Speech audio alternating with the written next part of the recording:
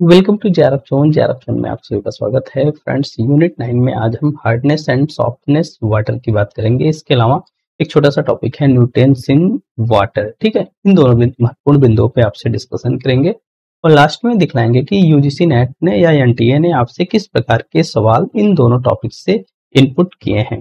तो आइए इसकी शुरुआत करते हैं और समझते हैं कि हार्डनेस एंड सॉफ्टनेस वाटर क्या होता है। फर्स्ट ऑफ ऑल हम हार्डनेस एंड सॉफ्टनेस वाटर की बात करेंगे। इसके पहले हमने कल आपसे वाटर के बारे में बात की कि वाटर के बारे में हमने आपको बताया कि जो वाटर होता है वो एक टेस्टलेस, कलरलेस, ओडोरलेस, इसके अलावा एक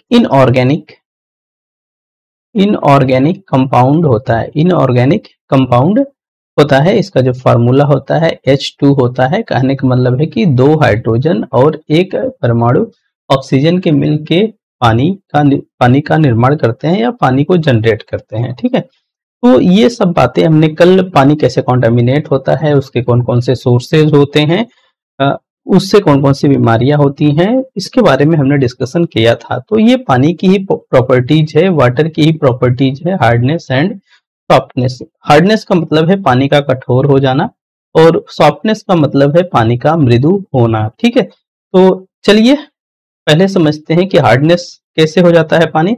वाटर आपका हार्डनेस कब हो जाता है? जब आपके वाटर्स में डिसॉल्व हो जाता है क्या? मिनरल्स। आपके वाटर में मिनरल्स मिल जाते हैं आके। अब प्राइमरली क्या क्या कौन कौन से मिनरल्स आते हैं? जैसे कैल्शियम आके मिक्सअप हो जाए, मैग्नीशियम मिक्सअप हो जाए, क्लोराइड्स, सल्फेट्स, बाइकार्बोनेट्स, ये जो आयन होते हैं अगर वो आपके वाटर में आके डिसॉल्व हो जाते हैं, आपके पानी में आके घुल जाते हैं, मिल जाते हैं, ऐसे में जो आपका पानी होता है वो कठोर हो जाता है।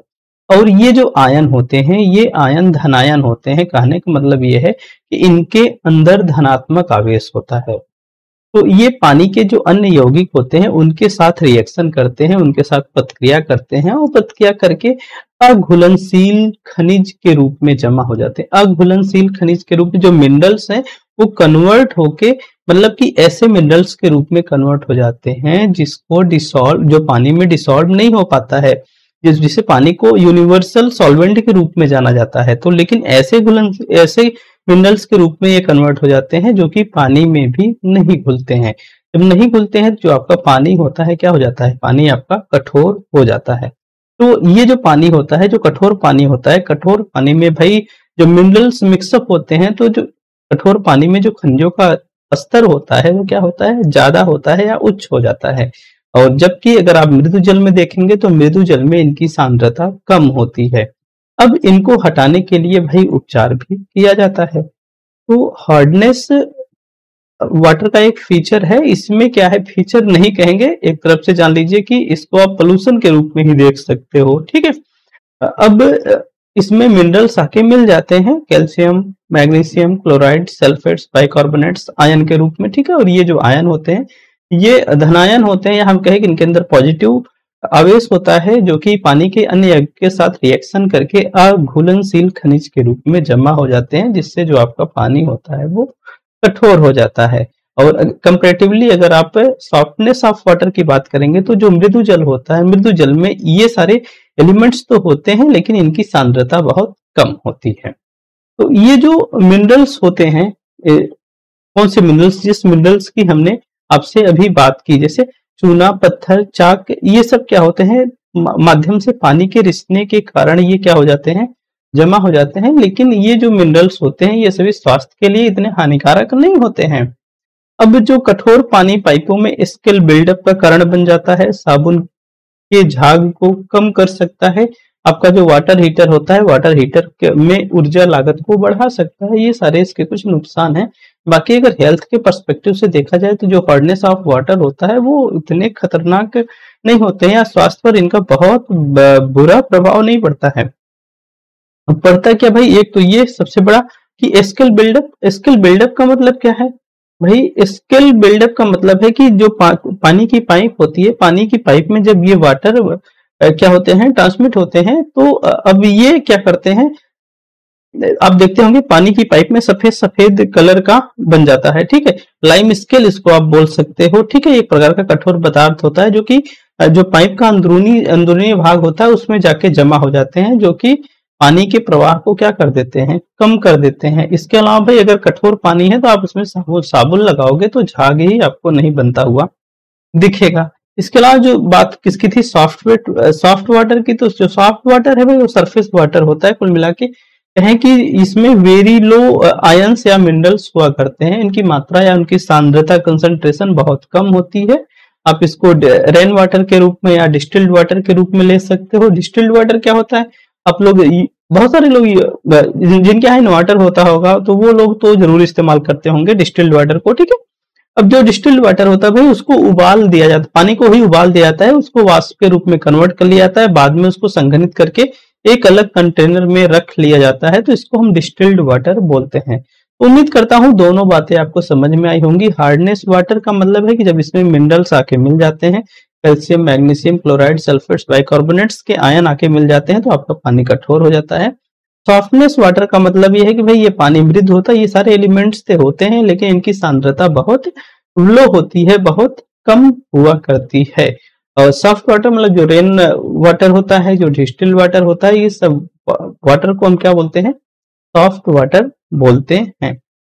नेक्स्ट ऑन एक दूसरा फीचर होता है टेम्पोररी एंड परमानेंट हार्डनेस। जो हार्डनेस होती है या जो कठोरता होती है पानी की, ठीक है, तो वो कई टाइम तो अस्थाई होती है और कई टाइम अस्थाई हो जाती है। इसी को टेम्पोररी एंड परमानेंट हार्डनेस बोला जाता है।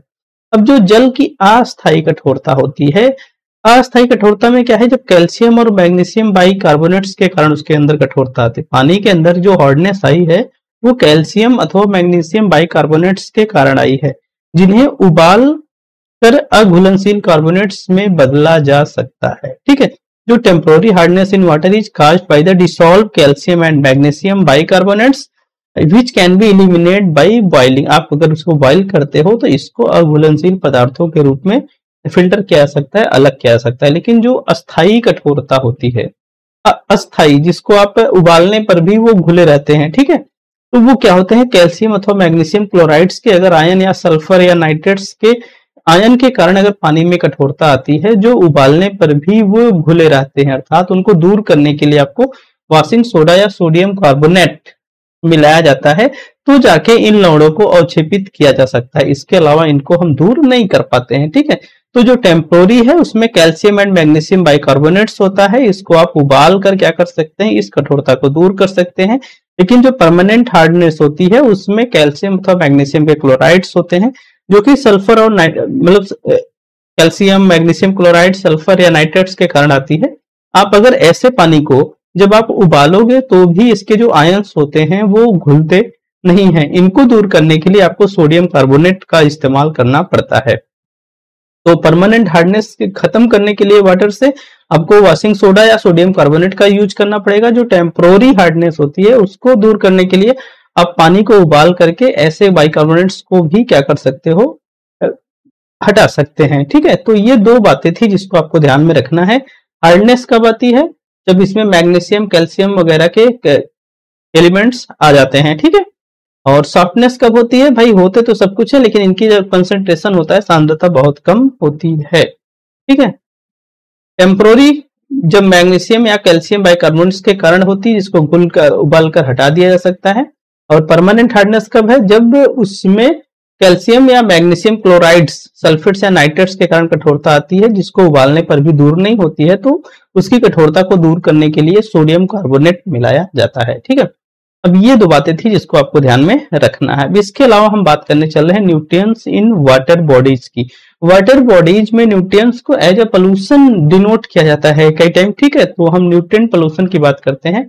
न्यूट्रिएंट पोल्यूशन का मतलब है कि जब एक्सेसिव न्यूट्रिएंट्स किसी पानी के स्टोरेज में आकर मिल जाते हैं, कहने का मतलब है कि उसमें भाई नाइट्रोजन, फास्फोरस जब किसी वाटर बॉडीज में एंटर करता है, कहने का मतलब है कि जब फर्टिलाइजर्स वगैरह किसी वाटर बॉडीज में आके इंटर होते हैं तो उस वाटर बॉडीज की जो पोषक तत्व की मात्रा होती है वो बहुत ज्यादा ट्रिगर कर जाती है, बहुत ज्यादा बढ़ जाती है। तो ऐसे में वहां पे एल्गी क्या कर जाते हैं, ब्लूम्स कर जाते हैं, एल्गी की मात्रा बहुत ज्यादा बढ़ जाती है। कहने का मतलब है कि शैवाल की जो वृद्धि होती है अनियंत्रित वृद्धि हो जाती है।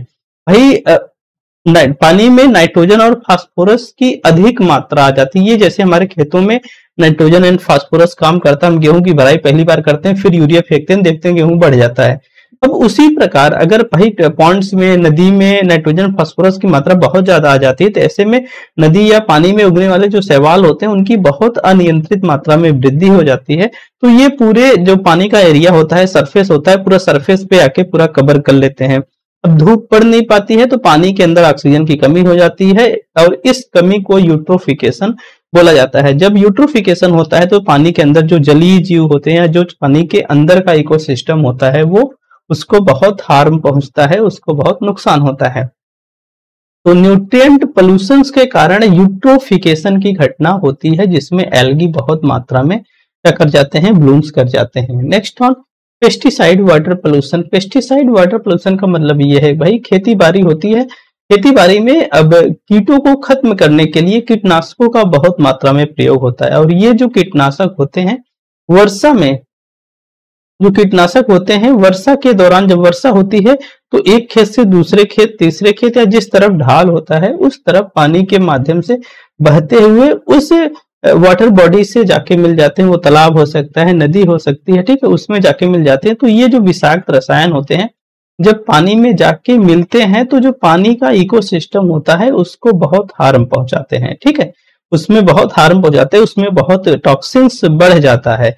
ऐसे में भाई एक रसायन डीडीटी के नाम से जाना जाता है, इसके पहले हमने इसके बारे में थोड़ी सी आपसे ज्यादा बात की थी, डीडीटी के नाम से जाना जाता है। अब पानी में जाके बढ़ जाता है, तो ऐसे में ये जो रसायन है ये पर्यावरण में सालों तक जीवित रहता है या सालों तक रहता है, ठीक है।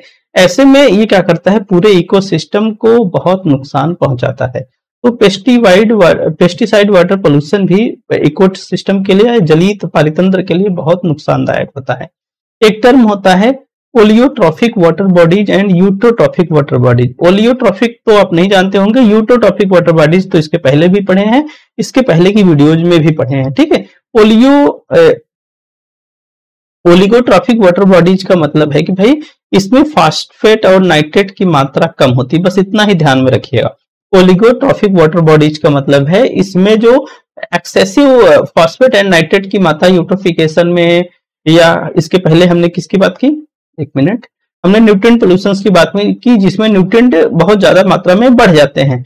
तो जो ओलिगोट्रॉफिक वाटर बॉडीज होती है इसमें फास्फेट एंड नाइट्रेट की मात्रा कम होती है, और इसमें ऑक्सीजन का जो स्तर होता है वो उच्च होता है, जिससे जलीय जीवन के लिए यहाँ पे एक अनुकूल वातावरण होता है। जबकि जो यूट्रोफिक वाटर बॉडीज होती है इसमें क्या होता है, जो एल्गी होती है, एल्गी बहुत बड़ी मात्रा में फैल जाती है। कारण कि यूट्रोफिकेशन तभी होगा जब उसमें नाइट्रोजन या फास्फोरस की मात्रा, या हम कहें कि उर्वरक की मात्रा बहुत ज्यादा हो जाएगी। जब अति उर्वरक हो जाएगा तो उसमें एल्गी बहुत मात्रा में फैल जाएंगे। जब एल्गी बहुत मात्रा में फैल जाएंगे, प्रकाश नहीं पहुंचेगा, तो ऑक्सीजन की जो मात्रा होती है यहाँ पर घट जाएगी। जबकि ओलिगोट्रॉफिक में ऑक्सीजन क्या होता है, बढ़ा हुआ रहता है या पर्याप्त रहता है, उच्च रहता है, ठीक है। ऐसे में यहाँ पे जलीय पारतंत्र या जलीय जीवों के लिए ओलिगोट्रॉफिक वाटर बॉडीज अच्छी होती हैं, लेकिन यूट्रोट्रॉफिक वाटर बॉडीज जलीय पारितंत्र के लिए या जलीय इकोसिस्टम के लिए अच्छा नहीं होता है। तो इस बात को भी ध्यान में रखिएगा। नेक्स्ट ऑन है एक्वेटिक वीड्स। एक्वेटिक वीड्स का मतलब है जलीय खरपतवार से। Aquatic weeds are harmful unwanted plants जो कि ग्रो कर जाते हैं रैपिडली वाटर बॉडीज में, ठीक है। इसमें से एल्गी एक है, इस बात को ध्यान में रखिएगा, ठीक है। एक्वेटिक वीड का मतलब होता है जलीय खरपतवार जो कि हार्मफुल होते हैं, अनवांटेड प्लांट्स होते हैं जिनकी जरूरत नहीं होती है, लेकिन वो रैपिडली वाटर बॉडीज में आ जाते हैं। अब इनके आ जाने से क्या होता है, इनके आ जाने से जैसे कुंभी, वही एल्गी की बात हुई, साल्विनिया की बात हुई, डकवीड की बात हुई, ये सब आके किसमें, आपके पानी में आ जाएंगे जब ये आमतौर पर पानी के सतह पर आ जाते हैं।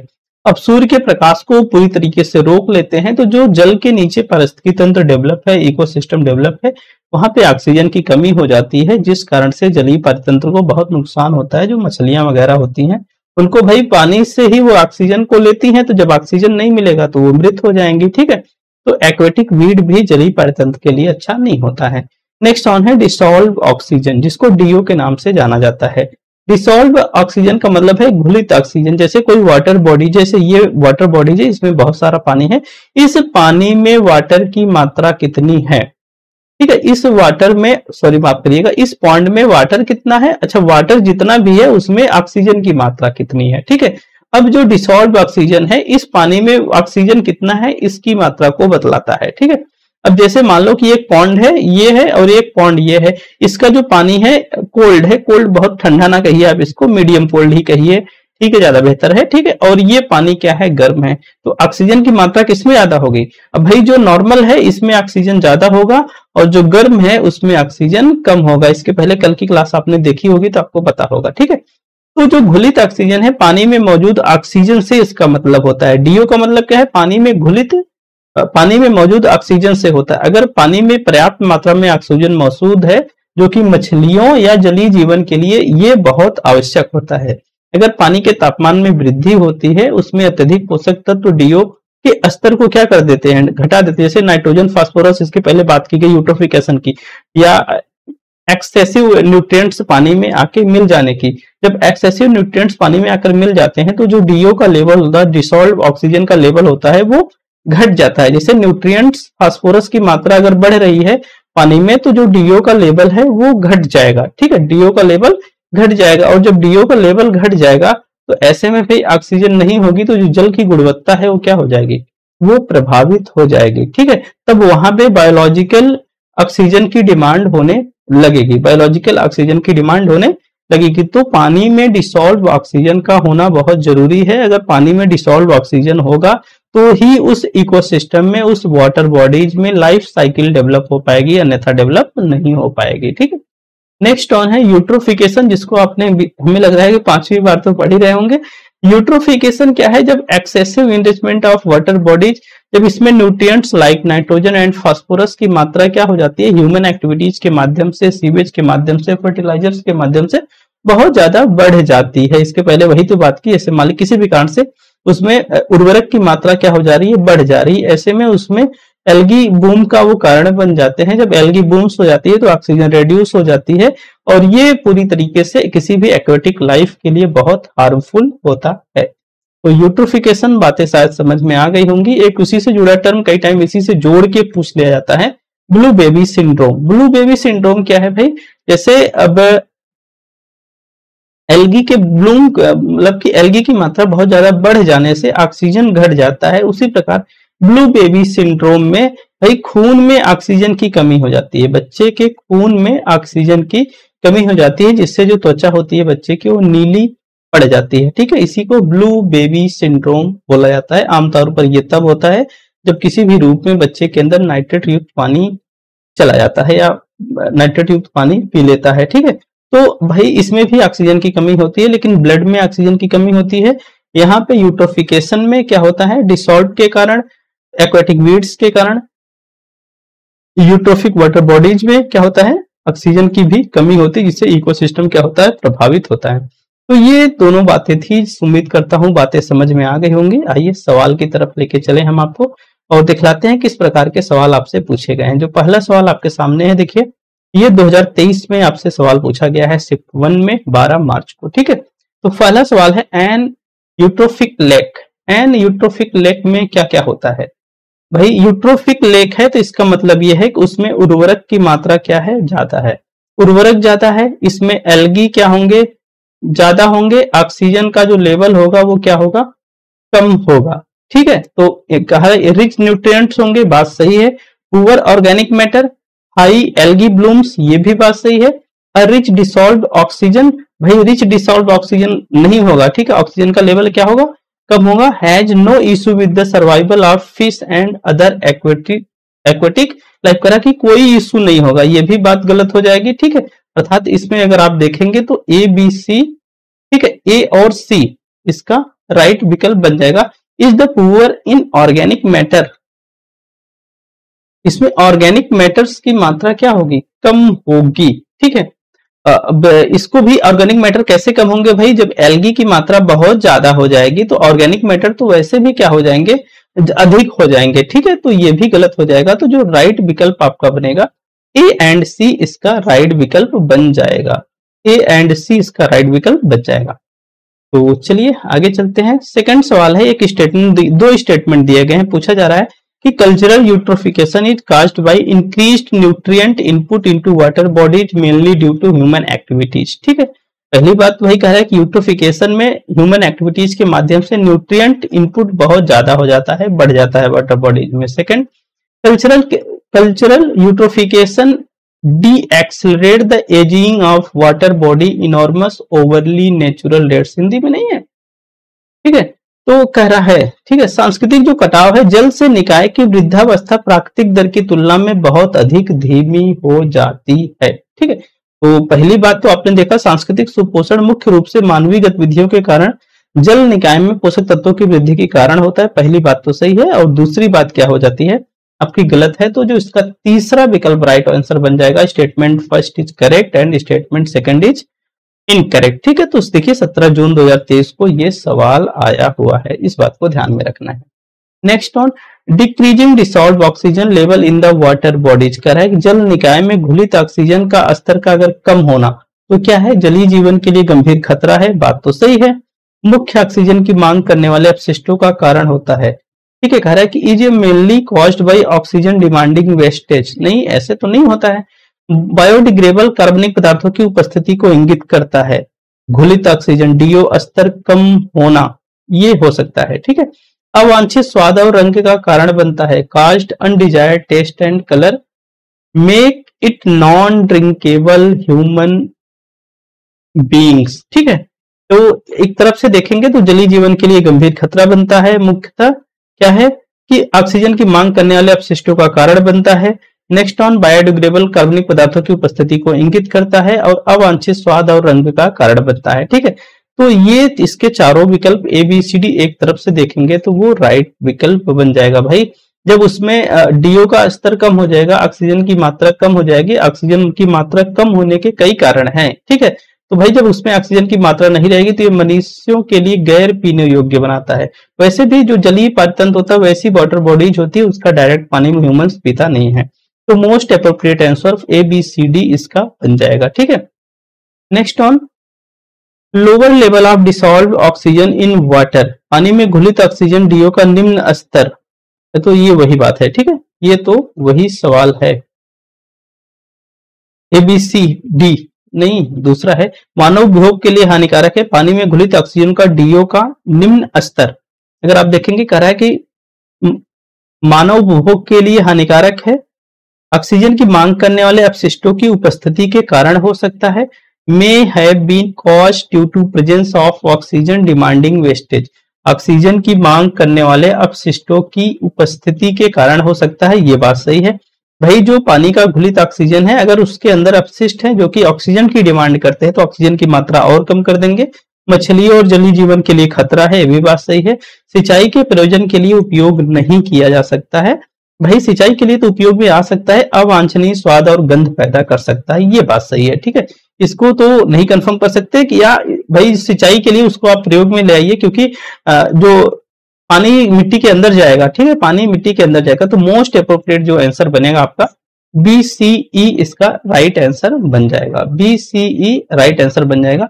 लोअर लेवल ऑफ डिसॉल्व मतलब कि पानी में ऑक्सीजन का स्तर अगर कम है, निम्न है, तो के लिए। ठीक है, next on oligotrophic lakes are characterised by, oligotrophic lakes are characterised by high level nutrients, low level nutrients, absence of nutrients, high level of organic matter.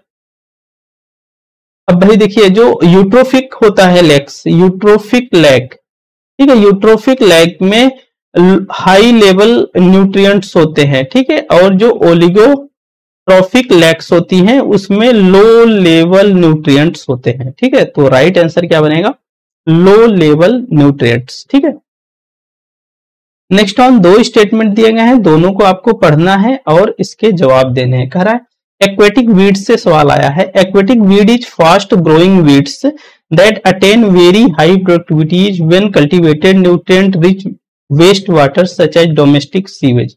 भाई जलीय खरपतवार तेजी से बढ़ने लगेंगे जब उसमें पोषक तत्वों की भरपूर मात्रा मिल जाएगी, ये तो बात सही है। दूसरा वाटर क्या कह रहा है कि वाटर जलकुंभी है, साल्विनिया है, डकवीड जलीय खरपतवार है, जो कि उदाहरण है किसके, आपके एक्वेटिक बीड्स के, दोनों बातें सही हैं, फर्स्ट एंड सेकंड दोनों सही हैं। इसके पहले तो आपने देखा इसको।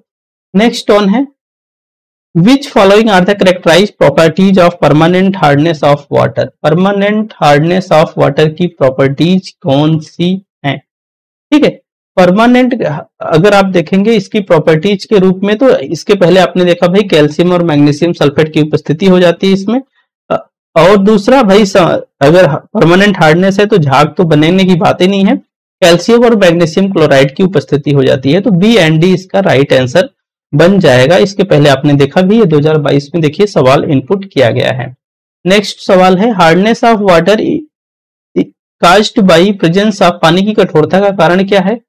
Solid particles in the water, पानी में ठोस कण, पैथोजेंस इन द वाटर, पानी में रोगाणु, toxins metals in the water, पानी में जहरीली धातु, और एसेंस इन द वाटर, पानी में धनायन। ठीक है, जब पानी में कठोरता होती है तो इसके जो आयन्स होते हैं मैग्नीशियम क्लोराइड वगैरह के वो आयन होते हैं, वो पॉजिटिव आवेश करते हैं। ठीक है, पॉजिटिव आवेश करते हैं, अर्थात पानी में धनायन होता है जब पानी में कठोरता होती है, क्योंकि जो इसके अणु होते हैं वो पास पास हो जाते हैं। ठीक है, तो ये बातें थी आपकी किससे संबंधित? हार्डनेस एंड सॉफ्टनेस वाटर से संबंधित and nutrients in water bodies से संबंधित। ऐसे सवाल आपसे इनपुट किए जाएंगे। उम्मीद करता हूं ये सेशन आपके लिए बेनिफिशियल होगा। अगर बहुत ही ध्यान से एक बार लेक्चर को देख लेंगे, बाकी पीडीएफ को 1 से 2 बार रिवाइज कर लेंगे, तो चीजें आपको अंडरस्टैंड आराम से हो जाएंगी, जो कि आपके एग्जामिनेशन के पर्सपेक्टिव से बहुत इंपॉर्टेंट होंगी। तो चलिए आज के सेशन को यहीं पे बाइंड अप करते हैं। आप सभी को बहुत बहुत धन्यवाद।